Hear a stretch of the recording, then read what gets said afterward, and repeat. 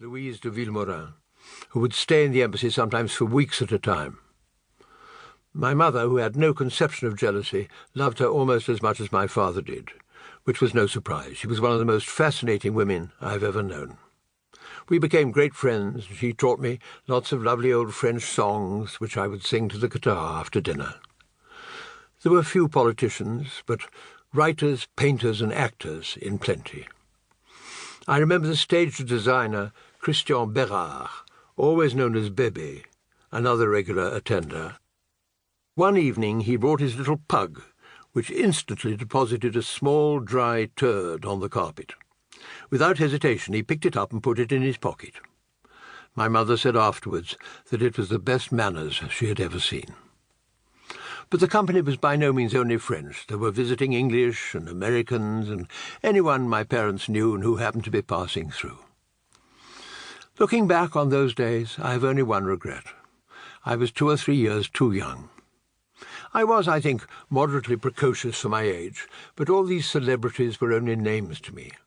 I called Jean Cocteau Jean and mixed him dry martinis, but I'd never read a word that he'd written.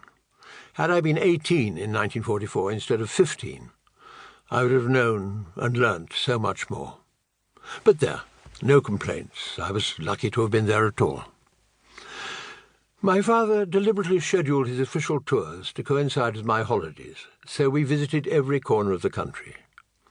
At Easter 1945, just as the war was about to end, we drove south, past the occasional rusting and burnt-out tank, for my first sight of the Mediterranean, the blueness of which, after the green-grey channel, I shall never forget. In 1946, with a school friend, I bicycled through Provence from Avignon to Nice. But the combination of the intense heat, the battle-pitted roads, and the endless punctures, thanks to synthetic rubber inner tubes, made the journey only a partial success. In 1947, while waiting to join the Navy, I also spent 6 months living with a delightful Alsatian family in Strasbourg, attending lectures in German and Russian, which I had begun with a linguaphone course at the age of 12 at the university.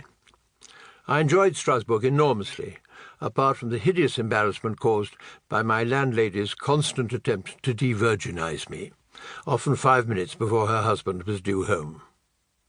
Now I come to think of it, she probably told him about it every night in bed, to their combined chuckles. When we left the embassy at the end of that year, we lived permanently in a lovely house on the lake just outside Chantilly. By this time, France had become my permanent home, the only one I had, and I grew to love it more and more. It was during those embassy days that I had my first and last meeting with General de Gaulle. On the 6th of June 1947, the 3rd anniversary of the D-Day landings, a commemorative service on one of the beaches was followed by a huge buffet lunch in an adjacent hotel. For some reason, I couldn't get there as my parents had the night before. I therefore drove up on the morning of the day itself. I was 17, and it was my first long solo car journey. I'd been hoping to arrive in time for lunch, but I got hopelessly lost among the narrow, unmarked lanes of Normandy, and arrived only as the meal was ending. On my arrival, my father introduced me to the General, who, much to my surprise, stood up to greet me, unwinding all 6'5" of him. I was deeply honoured, but I was also ravenously hungry, and all the food seemed to have been cleared away.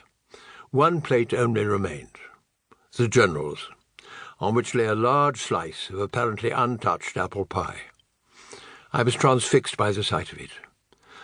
"Do you think he's going to eat it?" I asked my mother. "How should I know?" she replied. "You better ask him." There followed a short battle between hunger and shyness. Hunger won, and I went up to his table. "Excusez-moi, mon général," I said, "mais est-ce que vous allez manger votre tarte aux pommes?"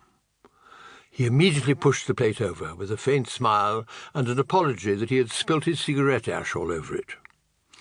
Realizing, I think, that I might be going a little too far, I said that it would be an honour to eat the General's cigarette ash, a remark that proved a distinct success.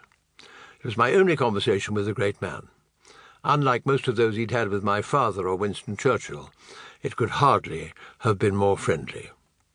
My father always used to say that talking to de Gaulle was exactly like talking to the Eiffel Tower. This book